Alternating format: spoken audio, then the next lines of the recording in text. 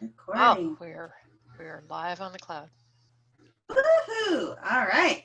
Welcome to episode 41 of the Georgie and Patty Show. I'm Georgie, I'm Patty.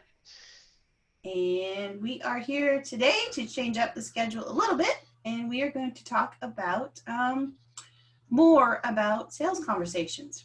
A lot of different stuff about sales conversations. Yes. Um, where they can go wrong, where they can go right, things you may not have thought about the sales conversation. So things we Yeah. learned about doing sales conversations. Yeah. I think that that's kind of the crux of the conversation today. The conversation about sales conversations.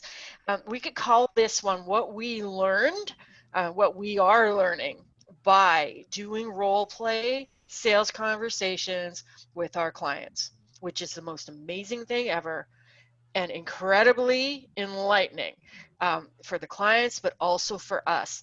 And I think the insights that we're going to share today are they're going to make a big difference for you. Like a really big difference. Like these are not hard things to do, not hard suggestions to take, really. And in fact, they'll make the conversations better, more fun, more productive, more helpful, easier to conduct. You'll feel better about it. Like this is we are just so excited about this. We are so excited. It's really funny because your face keeps freezing, but your audio is really good. So Oh, okay. that's good. I can hear you, so it's fine. That's my instability Um, acting up. yeah, exactly. It's your insides coming outside in your technology field, Oh no. basically, or something like that. I don't know. Um, so to start this, I wanted to share though something that I was reading by my newfound friend that Patty introduced me to called Tad Hargraves, who does marketing for hippies. So I've been devouring his content since yesterday. And I thought this was really fitting when we look at doing sales conversations. So imagine that you're, in front of your people, your person there. So what this means then is that when we sit with a client or potential client to explore going to the next level with us, we really sit with them. We take them in. We receive what they have to say. We pause before responding. And that means that we really take the time to sit with the person that's in front of us. It means we remember that in terms of relationships with clients, forever matters more than today. And I think that's such a big piece to remember when we talk about going into sales conversations with people is that, you know, we are really building a relationship. This isn't the piece to go into where we're, oh, I'm just looking to make a sale. This is about a human being in front of us. And how do I really get to understand them and, know them better, see what it is that they really want, and can I help them with that problem? But really allowing us the time to slow down and take time with people. So, as usual, Patty has a few slides for us. Yeah, I tried to. I have very few slides. I have very few. We plan to go slide free, and then I was thinking about what I wanted to share this morning, and I'm like, well, I'm gonna have to like make diagrams with my hands. So instead, I'm going to uh, I'm going to share a couple of slides. Nice. Seriously, only a couple, just to set the scene before we dive into our conversation. So the first thing is the permission slip, and I just want to invite you to let go. You have permission to let go of outdated and ill-fitting sales techniques. If you have taken sales training before, I took sales training in the 1980s.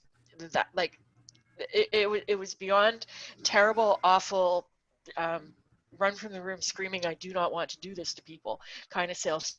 So if you have some ideas about sales, about how sales are conducted and all of that, just invite you to let that go, even if you just let it go for for the balance of our time together this morning. Okay, because we're gonna share some insight based on our experience of running role plays with our clients. And when Georgie and I do a role play, we get people together, like they have their sales conversation outlined, they have an assessment, and then we get together, the three of us on a Zoom call, and we practice. And Georgie takes the role of observer to kind of make comments that she sees going along, and I get to play the client. So I coming into this conversation as a potential client, um, and this is um, and then our client runs me through their sales conversation and their assessment. So this is where the information for today's session is, it's based that actual experience of doing that and what we have learned by doing this, like the insight that we've gained through doing this about sales conversations. So before we jump into that, I just want to set a little bit of the context here in terms of sales conversations, okay, and when you hold them. So you've probably heard about having a sales funnel. Often when we talk about sales funnels, we're talking about some kind of automated Facebook ads, landing page, blah, blah, as a funnel. But the actual terminology around sales funnels has been around for a long time. And it's based on this idea that in your marketing, you reach a lot of people at the top, and then you kind of lead them into your sales process, and out the bottom of the funnel is going to come sales. People are going to buy from you. And there's this sense of narrowing down that you need to reach a lot of people before you have people that kind of trickle down out the end. I also think this image that I found is hilarious. Anyhow, there's this whole idea of a funnel. And what we want to say here is that this sales conversation that you have is expensive. This is really where we're going here.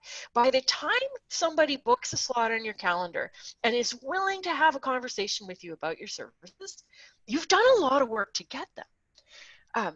You've nurtured them, you have shared information, maybe you made some direct outreach, you've posted stuff on social media, you've invited people, maybe you spoke to an event, you got interviewed somewhere, you got a referral or something happened. You had to do some work usually, or have had time invested in your, other people will do the work for you and give you referrals. So by the time that person gets on your calendar to have that conversation, you've got a lot wrapped up in it.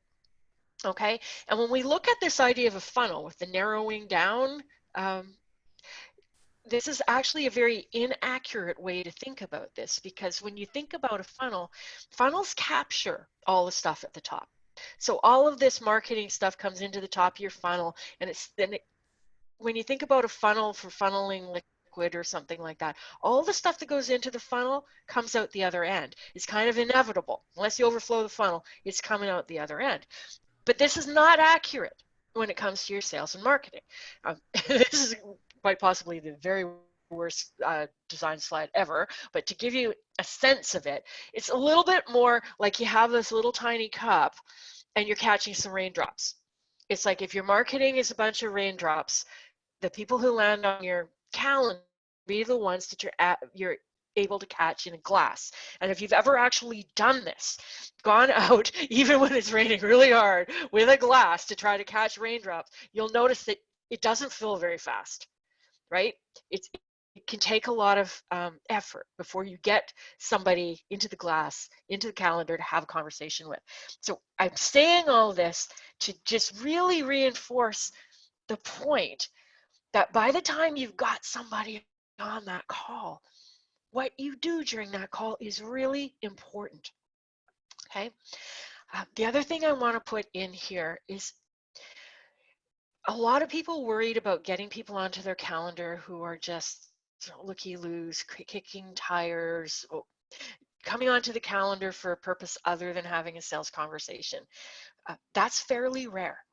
I mean, there's a few people who will do that as a form of networking, and you can sniff them in the beginning of the call um, to kind of squash that, right?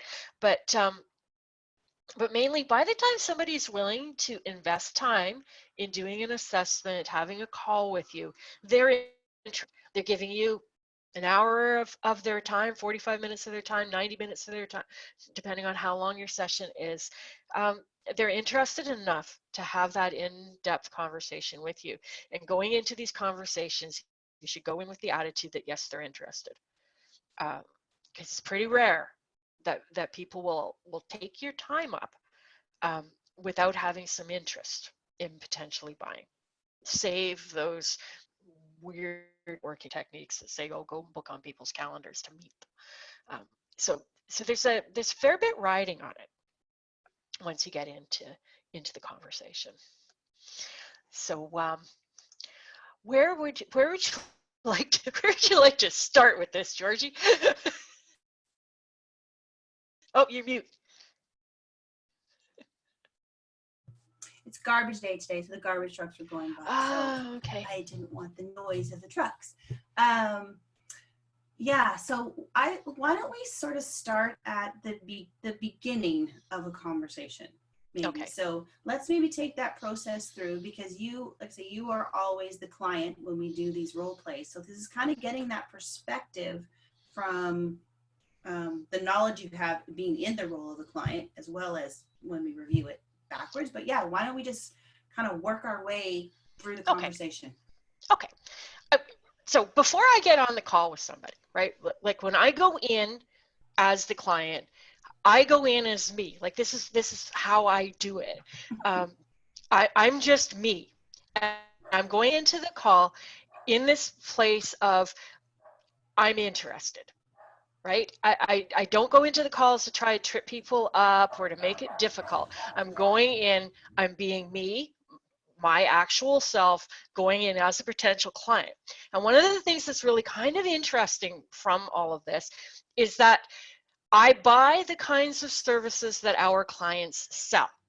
I spend, I don't even want to guess, I'm going to say an average $5,000 a year on personal and professional development kind of stuff.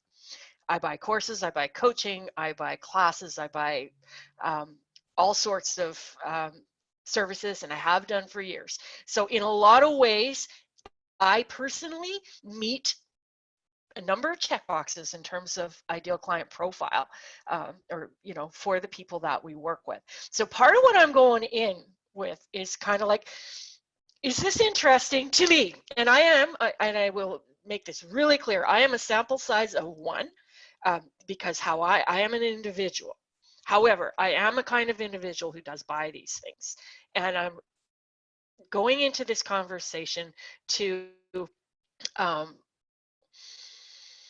based on previous experiences I've had as the person buying, based on my knowledge of the sales and marketing process and what we teach, but I'm going in like, yeah, I'm interested, and I am legitimately interested in the stuff that our clients offer. If you do something that's related to personal growth and development or business growth and development, it's like, I'm curious. I'm always wanting to be a better human being. And by the way, if you sell coaching or transformation or something like that, that's what you're selling. You're selling to somebody who wants to get better, right? So I'm going in with this attitude, right?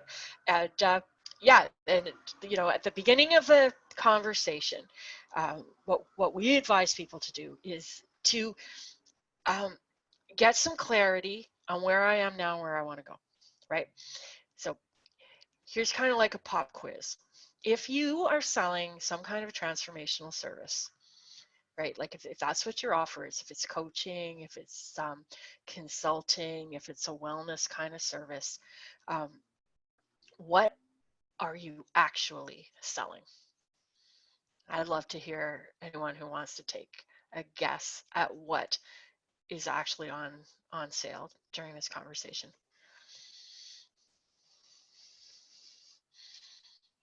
Oh, Georgie's talking to herself again. Sorry, the dog was barking because my neighbor was bringing my garbage can back. I'm not. Now I'm talking to everyone. Now it should be quiet. Okay, we have a helping client become a better person. There's somebody that was listening. Yeah, that's awesome.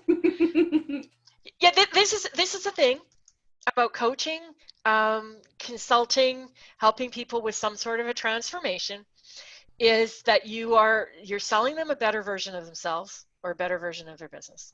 That's what you're selling. Now, if you go in and you're selling something like a website, you're selling a website, like they're going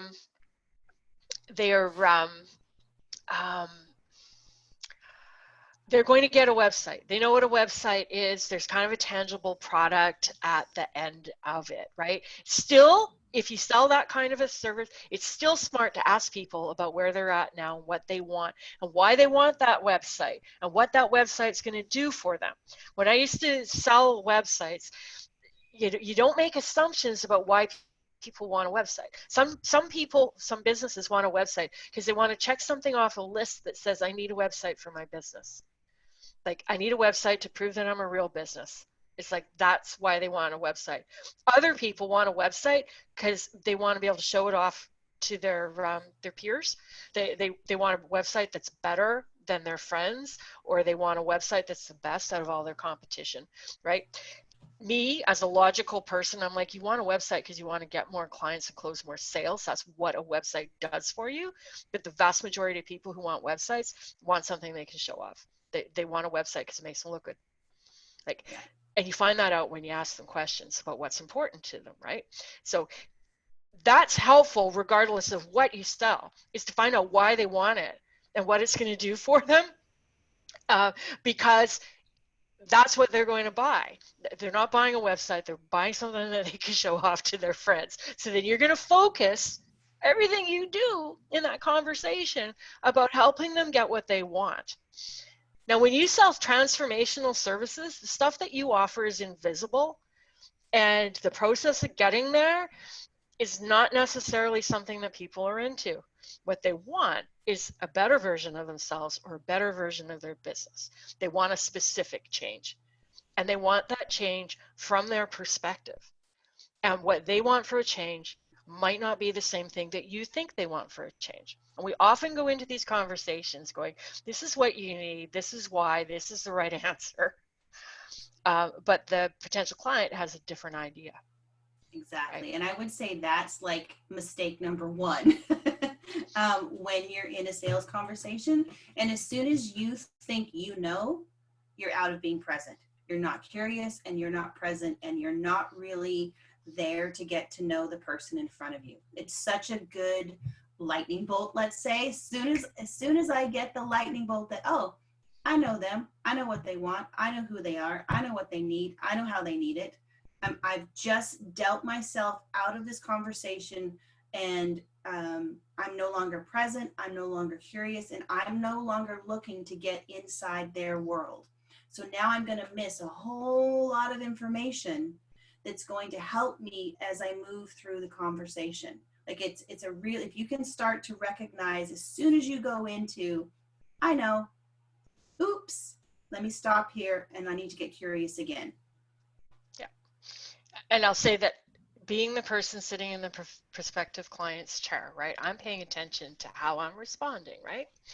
And it's like, as long as the conversation is focused on me and what I want, I'm interested and I'm engaged. The minute something comes up that I don't feel is relevant or I'm not interested in, there's a disconnect. And depending on how big that disconnect is, it can make the difference between me going forward in the conversation with a positive, yeah, this sounds great, versus like it's those little things, right? But as long as it's focused on me, and as the client coming in, I'm totally freaking selfish. I'm focused on me. I'm actually not all that interested in you and what you do until you've kind of proven to me that you understand what I'm looking for, right? And it's like, and if you don't ask enough questions for me to feel like I've expressed myself, or worse, you kind of plow on quickly selling me something I'm not really interested in? Like, this is kind of like make it or break it time, right? And it can seem when you're looking at your outline or your agenda and what you're doing, like, that you're spending a lot of time talking talking to the person to get that stuff, and it can feel a little bit like poking and probing and maybe pushing it a little bit. But I can tell you, from being in the prospective client's position, I don't mind your probing questions, because I appreciate the fact that you're trying to get to know me and that you're interested and curious about what I want. Be super freaking careful that you don't get judgy on me. Don't make me wrong. Don't make me feel bad, right? If you want me to buy from you and what I'm buying is a better version of me, I want to feel excited about that better version of me. I want to feel like I'm in competent, capable hands that you will help me get there, right? That's, like, if there's a goal here, this is what I want. I want to know that you're interested. I want to know that you get where I'm going, and and um, and yet I want to feel excited, and I want to feel hopeful. Okay, so we're going to talk a lot about where I want to go and how I'm going to get there. Right? It's just, you're not going to make it hard for me. You're not going to assign me homework. You're not going to give me advice. You're not like, there's a lot of places you're not going. Where you want to do is get me excited about the possibilities. And you're only going to do that if you let me talk myself into it, because I am the product. This version of me is the product. So good. Like, yeah. I'm gonna back up to your question because people are putting some things in now about what they were selling. So I've got one here. I'm selling a more effective and comfortable work environment by creating a better leader. And you can give your thoughts. And I would say, are you sure? Okay. Okay, and here's another one. She's saying, what am I selling? Does this make sense? She's selling help to get people from where they are to where they want to be by providing information, skills, and support they don't currently have or know how to access. Yeah. The minute, here's insider tip, okay? The minute you start talking about how you do something and what you bring to the table, you're getting ahead of the conversation, okay? Because if I could get the outcome that I'm looking for by taking a pill, I'm going to take the pill every time, okay? People don't really want sessions, hours, training programs, interventions, whatever you want to call it. They sure as hell don't want to do the hard work involved in making that change. Like, there's something to be said for the experience of working with you, and we'll get to that in a moment. But they're not actually buying the thing that you do. They're buying the outcome. And to be honest, this is one of the things I'm learning from these conversations, is that I really don't care that much about how we get there. What I care about is that you say, I understand where you want to go, right? And not say that, like, you don't say, oh, I understand where you want to go and I can take you there. It's like, okay, here's what you said you're looking for. A, B, C, and D. This is exactly what I help my clients with. I can help you get there. It's going to take X number of weeks, months, whatever, and it's going to cost X number of dollars. That's what I want to know. And then I'm making that decision. I'm weighing that. It's like, okay, is this future version of me worth the time and money it's going to cost to get there? And do I trust you to get me there, right? That's that. The how how many sessions, how long we meet, how much access, all of this stuff is the details, right? And it's like, but I need to be kind of conceptually on board with the value exchange here before I'm even interested in the details. It's like that's like boom, insight into the last couple of conversations we had. It's just like bing, the details of how we get there. I'm only interested after I know roughly how long and how much. And if you haven't named what I want clearly enough, or if you have gone off on a tangent and started talking about stuff that's not interesting to me, I start getting confused. I start getting distracted. I'm like, I don't know. Like the doubt starts entering, right? The best thing you can do in these conversations is get super, super focused and clear on what that person wants and sell it to them. Exactly. It's and that happens in literally the first part of your conversation.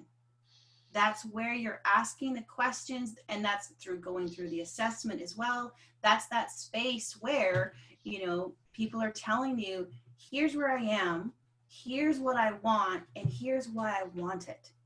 This is what my life's going to look like if I can get that result. And when you have those details, and then you can say, that's what I do. I'm going to help you get that. And it's actually saying that. Your conversations are going to go a lot smoother. Yeah. And you mentioned the assessment. The assessment is a big piece of how we structure things. Okay, so you're starting with because this discovery process, this discovery part of a sales conversation, if you do any kind of studying around very reasonable kind of consultative sort of sales conversation structure, they always talk about doing a discovery, asking questions. These questions that we're proposing that you ask are like, it's every once in a while I come across like talk sales training, and it's terrible.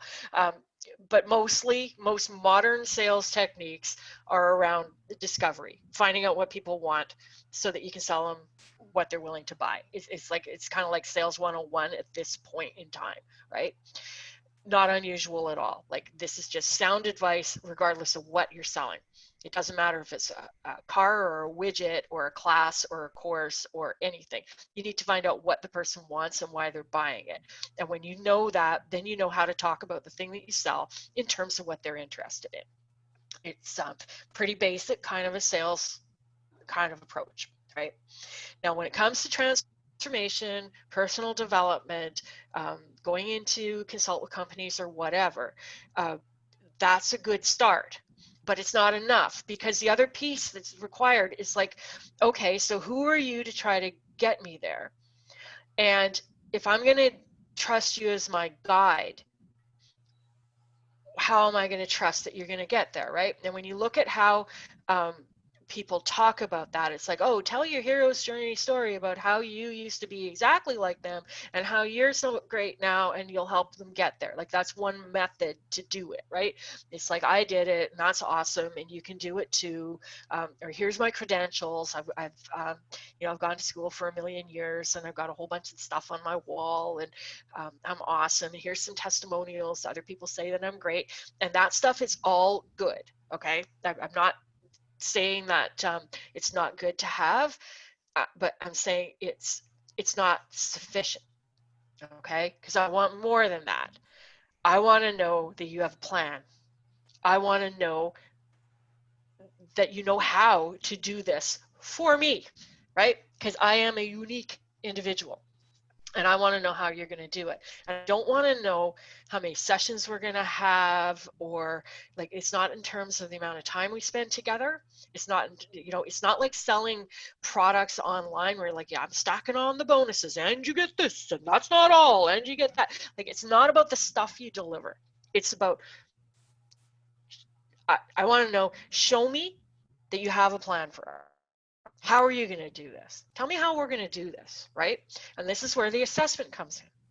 So you're doing an assessment. You're basically saying, in my expertise, there are 6, 8, 10, 12 things that you need to have in place in order for you to get the thing you said you wanted. Right now, you're in the place you said you are, and you want to go to this place that you say that you wanted to go.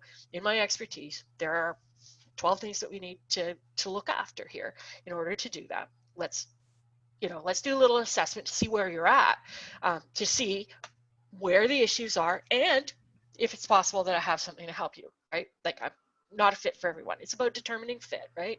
But when you do that, when you focus in on the assessment, the topic's still on me, and I like it when the conversation's about me. I totally admit it. I get bored and tuned out when you're talking about blah, blah, blah, your stuff, and you're telling me stories and stuff. Like, until I know that you get me and you're interested in me, I'm there's a time and place for that, but not until I know that you understand me and you've intrigued me enough that I know that here's where we're going, right?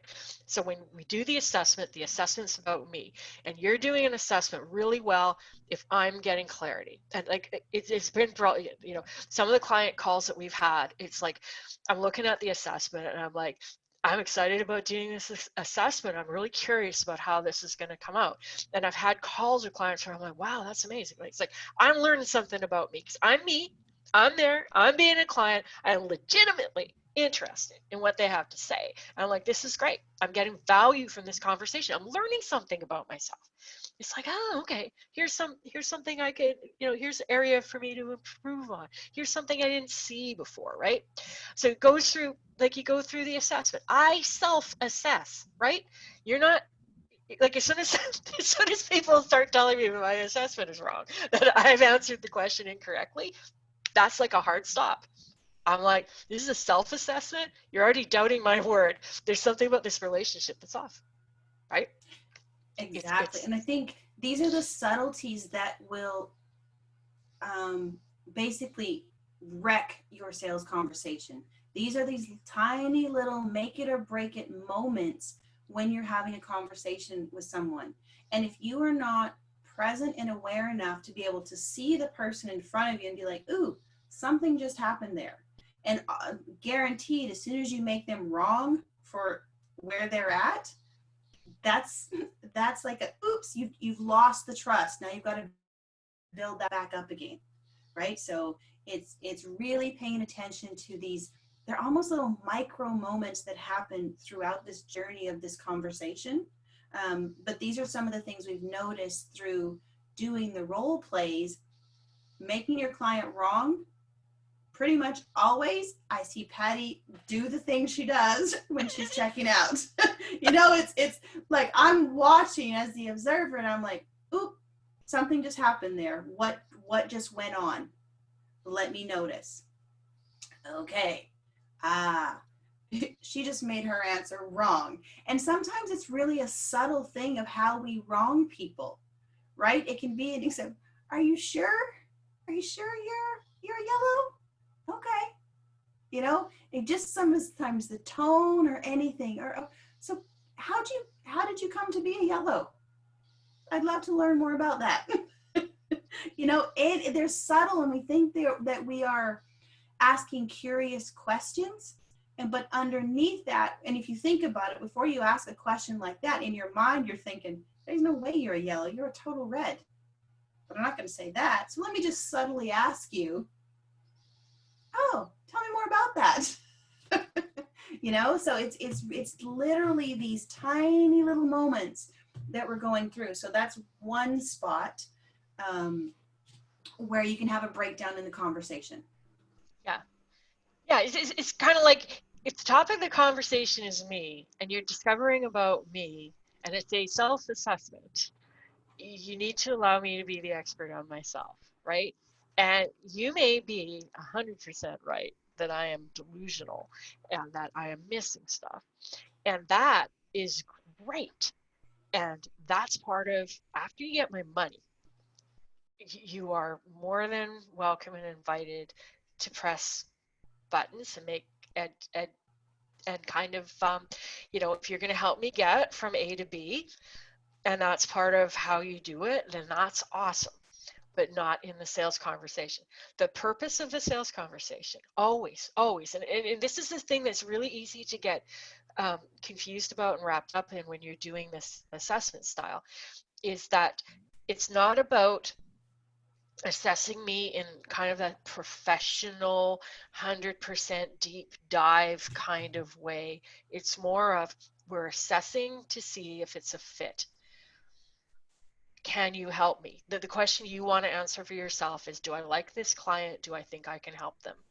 The question I want to answer as a potential client is, do I trust this particular service advisor, and do I believe that they can help me?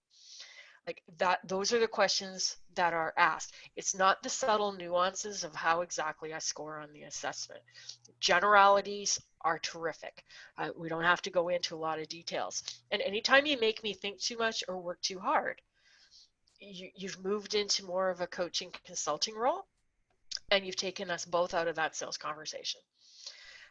Like it's kind of like losing that focus. So it's like when you're going through this, it's like a fine line.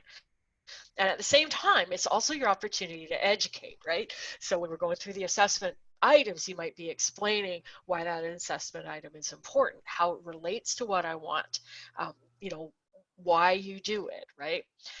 Another thing that's great when you're doing this is to normalize.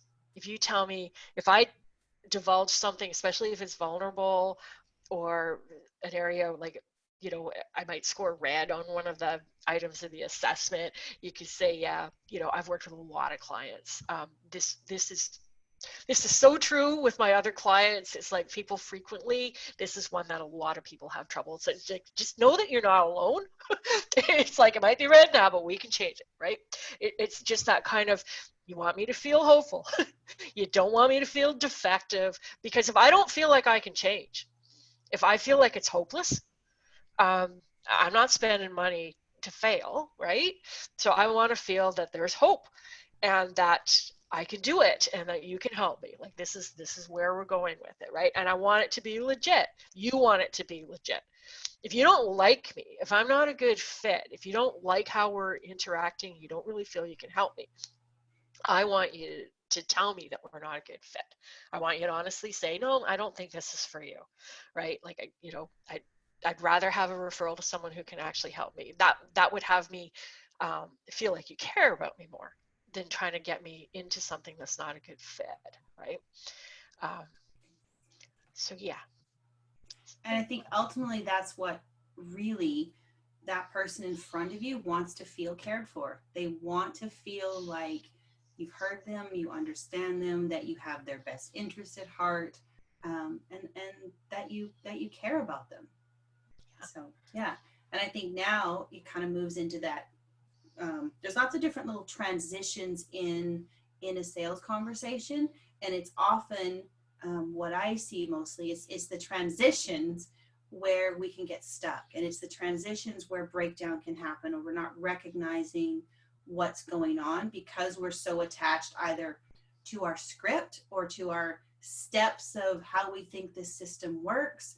And, you know, well, this should be taking longer, or, oh, I'm not supposed to do that yet, I haven't asked this question, that we miss the signals for these transitions, which again, the more present we are to the person in front of us, the easier it is to make these transitions when they show up. So in this case, whenever we have, you know, done our discovery in the beginning, we've done the assessment, our transition piece there is, how do we introduce or offer, you know, this is what I do you want to hear about it? This is where we're that transition to get permission or consent to move into that. And I think that's a space where we miss it.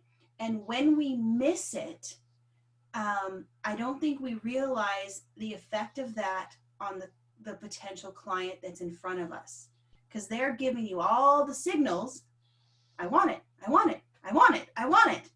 And you're going backwards into, well, let's go back here to your assessment and look at this. And they're like, okay, I want it. Well, you know, and this is what happens, and we start talking too much. So maybe share a little bit about what that's like from your perspective when you're in that space to, I want to know more, I want to know more. And we keep backpedaling because we're afraid, basically afraid to say, do you want to hear about what I do? Yeah. It's kind of like if I'm leaning in to the assessment, right?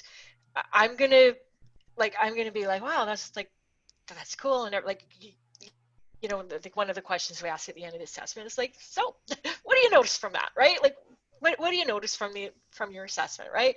And I'm like, wow, it's like, it looks like I have lots of work to do or something like that.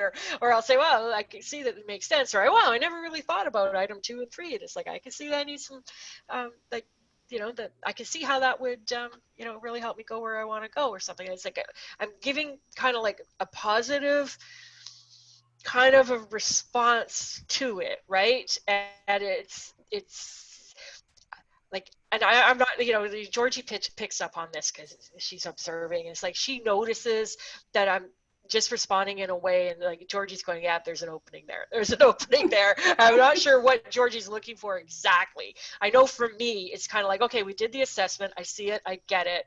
And when somebody asks, it's like, like if they were to say something like, the, based on everything that you've said and how you did on your assessment and the fact that you're here, what you said, and you want to go there, it's like, this is exactly the kind of thing I help my clients with. Would you like to hear a little bit about what I do? And I'd be like, yeah, tell me. Like, I'm there for it, right? It's like, yeah, bring it on, right?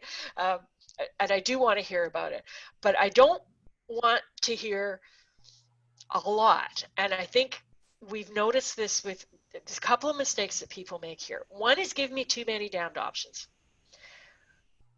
You are the expert. Don't make me think. Don't make me choose. And I know that this goes against so much sales advice that says always give people 3 options, right? I want you to prescribe to me. I want you to say, based on what you got here and what's happening, in my professional opinion, this is the direction that I think we should go in. This is what I propose. And I want that to be honest. Like, if I do an assessment and I come out with, a few greens and a few yellows and no reds, I don't want you telling me that you need your super duper highly intense 3-year long process, right? Like, don't try to sell me into the most expensive thing. Base your prescription on where I'm at and say, this is what I think we should. I think, based on my experience, I think it's going to take about 3 months, 6 weeks, 6 months, whatever the number is, to get you from here to there, right? It's like, this is what I think we should do. I'm looking for you as the expert, right? Because if you're going to make me pick and you're going to give me 4 different packages with 5 different options and it makes my head spin, I'm sitting there going, I don't know what I need. I don't feel prepared to make this decision. And I'm going to tell you, thanks, I need to think about that, or can you send me that stuff in writing, right? I'm not going to be able to decide, and I'm not in that plate. I don't even know what to ask. If I really want to work with you, I might say, what do you recommend, right? If I'm feeling really strong, I'm going to be like, what do you recommend, right? And then I'm going to be judging you based on your recommendation. You give me 3 options and I come out kind of good in the assessment. You recommend the highest one. I'm going to be like, oh, I don't trust this person, right? So it's like, I'd rather hear you actually give me a recommendation. Now, this is me, sample size of 1. This might be different for other people who prefer more options. But I don't want to have to make that decision, choose between options. And I think that's a good point. But here's what I've noticed, in doing sales conversation, watching sales conversations, those kinds of things, is that when you stand in your basically the confidence of what you know and your expertise, and you come in and you say, you know what, based on this is what I would recommend. For those people who like other options, they are going to start asking you questions. They're going to say, I see that. Well, do you have any other packages? Could there be any other things? People will ask you questions if you allow them the space to ask it. It's like, well, is that all you do? Or, like, especially This is the key piece. When they believe you can solve their problem because you've listened to them and you go, well, I think we're going to do that in 4 weeks for this amount of money.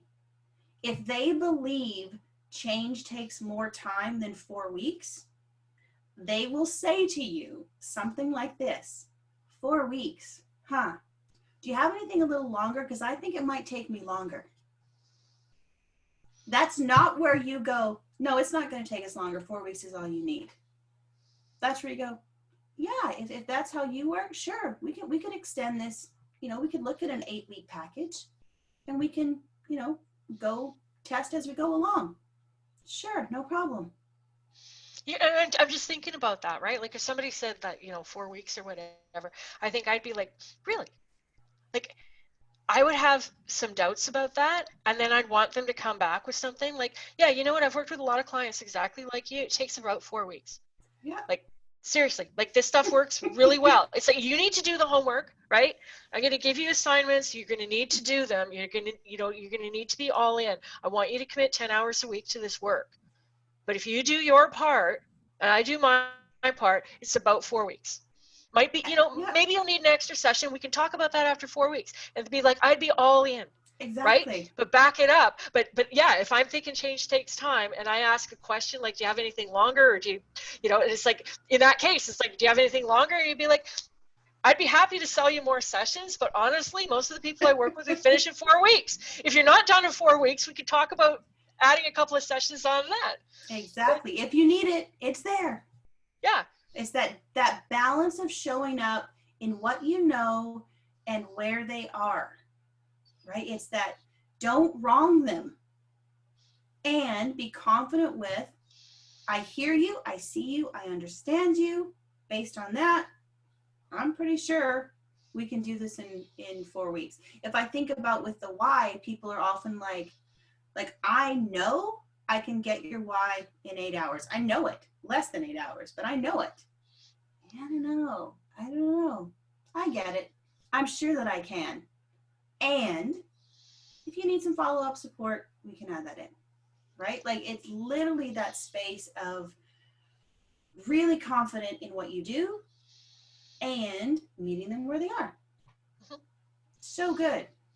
But they will ask, people will, if you've done a really great job in the beginning, they will ask because it's a conversation. That's exactly it. It's a conversation. And when you're in that, it's like I have spidey senses, right? And it's like, even though our people are running off a script, right? It's like as soon as you bring in some salesy language, it's like, if you use my first name a lot more than once or twice, more than I'm being sold. Hi, Jordy. It's nice to have you on the call. Nice to meet you. Great. You don't need to use my name again. Exactly. It's like, well, Patty, it's like, once in a while for emphasis, and if it's part of your personality, right? Yeah. Like some people just talk that way and that's fine, right? But if you go into like sales dude mode, it's weird. Like talk to me like the professional that you are. The best thing you can do in a sales conversation is give me an experience of what it's like to work with you. Exactly. And that's what's so beautiful about the assessment, is because the bridge assessment bridges what someone's looking for with your expertise. So it's focused on them, and you have this opportunity to give them clarity and show them what you do. Like it's that lovely intersection, and you're spending that time in the intersection, and they're learning about how we would work together through the assessment. It's like I get a sense in the assessment about whether or not I want to work with the person. It's kind of like, and I know in some of the conversations that we've had, I'm like, wow, this is really good. Like it's just like I'm in this place of like I'm genuinely wanting to buy. I don't have enough time and money to work with every client, like to hire every client, but it's like I get into this place where it's like, wow, they're really good. It's like I'm really feeling the chemistry here. I like how they're approaching this. I like this conversation that we're having, right? That's what you're after, right? It's just like I'm like, yeah, this could be a fun experience working with this person. They seem really smart. They seem really smart. They're paying attention to me. They seem to care. They have a plan. They have a process. They're bringing a strong container to the conversation. Like, I don't feel like the best thing you can do for me in that position is create the container. Don't make me work. Don't make me carry the conversation forward. It's like, look after me. Take me from point A to point B. You know where you're going. I'm looking at hiring you as my guide. Guide me. Start off with the guide. Demonstrate it. And it's like when you're strong and professional and you have your stuff together, during that conversation, I get an experience of working with that builds that, we talk about know, like, and trust, like it's like they're 3 words, but this is what does it. It's like I get to know you, I get to experience your process, you share some expertise, I begin to trust you. Like, we're taking some time together, there's a chance to build some chemistry and to see if it's a fit for both of us. It's magical in that way. And then at the end, when you're making your offer, you don't have to pile on the bonuses and give me a bunch of details about how we're working together. It's just tell me how long it is and how much it's going to cost. Because the first decision I need to make is, am I willing to invest that time and that money? Because this is like, we talk about this in terms of pricing and value. It's like the value is like, what would Patty rather have? Do I want to get this thing I told you I wanted, or do I want the stack of cash you're asking for? That's the decision I am making.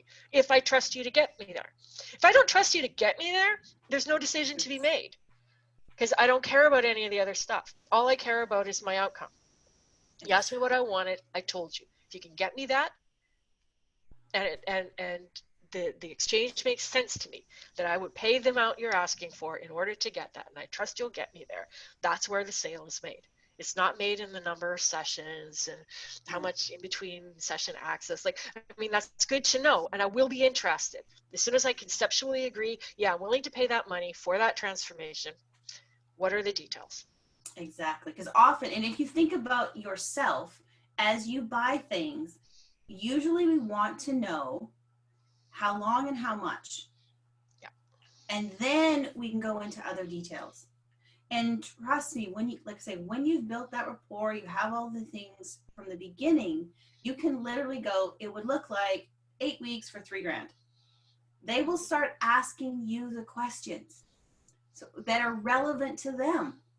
Yeah. Right? So how many sessions is that? Do we meet weekly? Will this be every 2 weeks? But they will literally start asking for the information that they care about. Because often when you're giving details before you've given the price, they're waiting for the price. Like it's taking space in their brain and they can't even hear what you're saying, and you keep more details. They're losing it every second. And you're also talking about work. Right? Like, and I notice this with a lot of people. They want to justify the value that they're providing in the transaction. So they talk about lots of sessions, lots of access, the bonus stuff, this video, that thing, this other thing, right? And it's like, what I'm hearing is time and work. Time and work. It's like, I don't want, like, what I really want is what I want. I don't want the time and the work. Right? I want it to be as painless as possible. I want it to be as fast as possible. This is something that Alan Weiss talks about. If I haven't recommended this book before, and I'll talk about it at some point, $1 Million Consulting, right? It's like charging by the hour goes against the client's best interest. It's like they want it fast. You want it to drag out. It's like, it's a value kind of a situation. Like the details of how we get there, yeah, I want to know that. But really, that primary decision I'm making is what I'm looking for. Yeah. Worth what you're asking, and it's like, and the value is determined by me and what I'm getting. It's not determined by all the stuff that you're adding on. It's not determined by your bonuses. And in fact, the minute you start talking about things I didn't ask for, you're losing me. because I don't want that. And I'm afraid that we're going to focus on that during our time together. So if I didn't ask for something, do not mention it. Don't tell me that, oh, your other clients got this other result, and do not assume that everybody wants the same thing. I learned this the hard way years ago when I was in a conversation with someone around coaching them. Um, and I mentioned that one of the outcomes that my clients noticed was some increased confidence in their ability to market their service. And she said, and I will never forget this, I already feel confident. I don't need that. I lost it right there, because I was adding something that she wasn't interested in. And it was like she was saying, like, you're questioning my confidence. I don't want to spend money on coaching to get confidence. That's not what I'm looking for. I want marketing help. And it's just like, boom. Like, she didn't say that, but I lost the deal, right? It was just like one of those, like, I picked up on one of the subtle signs that Georgie's talking about. Like, doesn't matter if other clients rave about this thing that you do. You only talk about what they want and what they ask for. It's like, seriously, you're taking a risk, especially if you're taking a risk and you're offering something that I actually do not want. Exactly. And this is why these conversations take practice. It's why there is a skill level involved in having sales conversations. And often we want to rush through them. We don't spend a lot of time reflecting back on the conversations we've had, wondering what went well, what else could I have learned from here, where were the subtleties, how were my transitions. Did I miss some signals maybe? And probably, because we typically do. That's just the way it is. But often I think we're so focused on moving forward fast that we don't spend a lot of time in this skill set. And it is a skill set, being able to communicate with people and have these conversations in a way that we are recognizing the signals the person in front of us is giving us. And we're checking in to make sure that the meaning I'm putting on that signal is correct. Again, it goes back to, as soon as I think I know, I'm in trouble. You know, it really is. It's this, practicing these tiny little subtleties will make your conversation so much more enjoyable and effective, because you'll get to learn about people on a whole different level. And I find it makes it way less stressful. Yes. I don't have to remember all the stuff I do and all the packages I have and, oh yeah, what bonus goes here and all that stuff.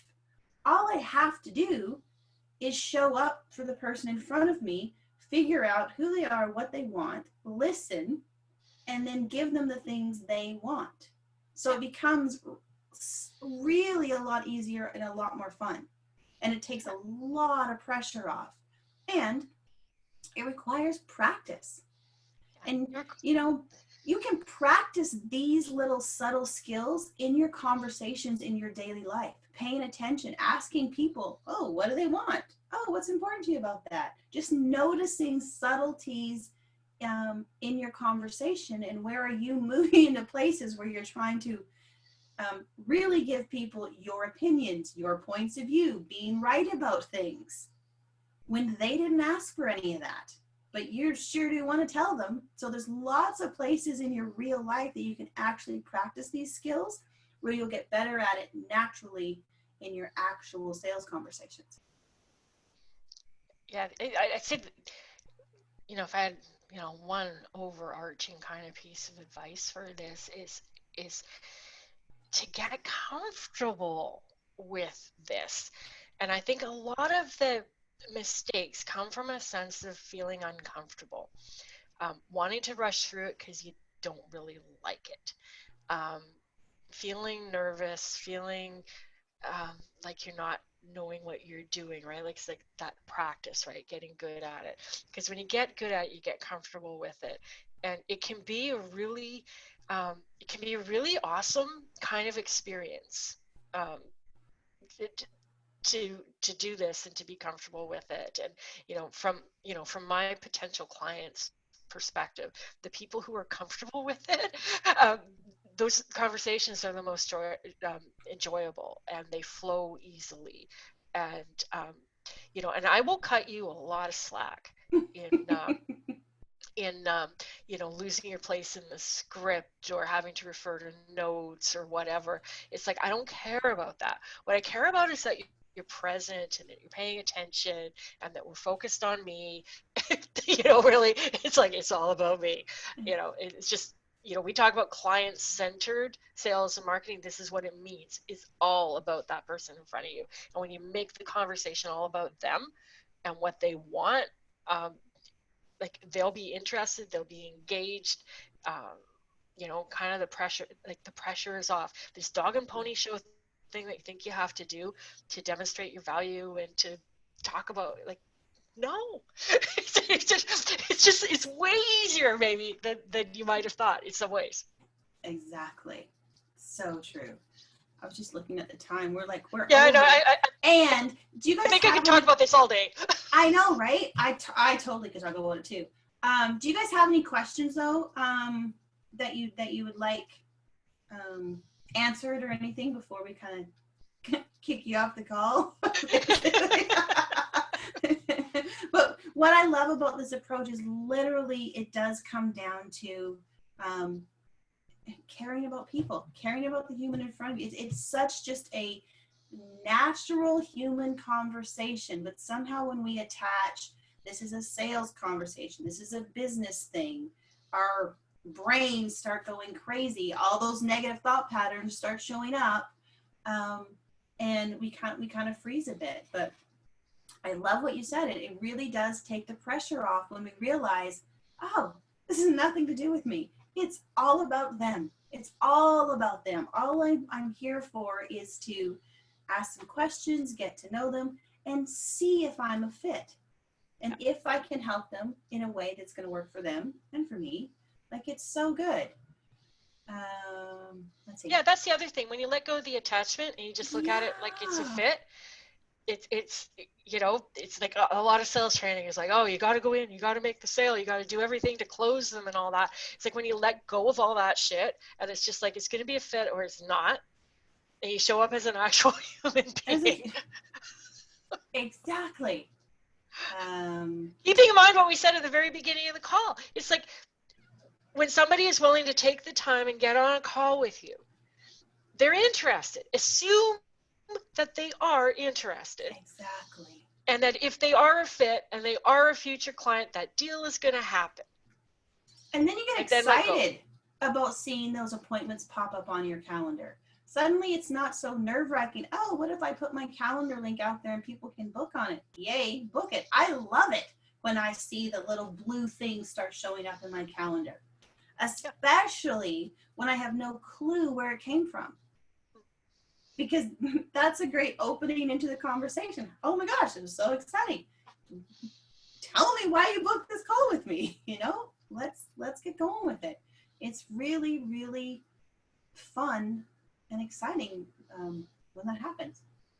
So, just the role plays with Patty and Georgie were awesome. Second, way better than the first. Looking forward to seeing how it goes in the calls I have coming up in the next week or two. Yeah, and it's always going to get better the more you practice it.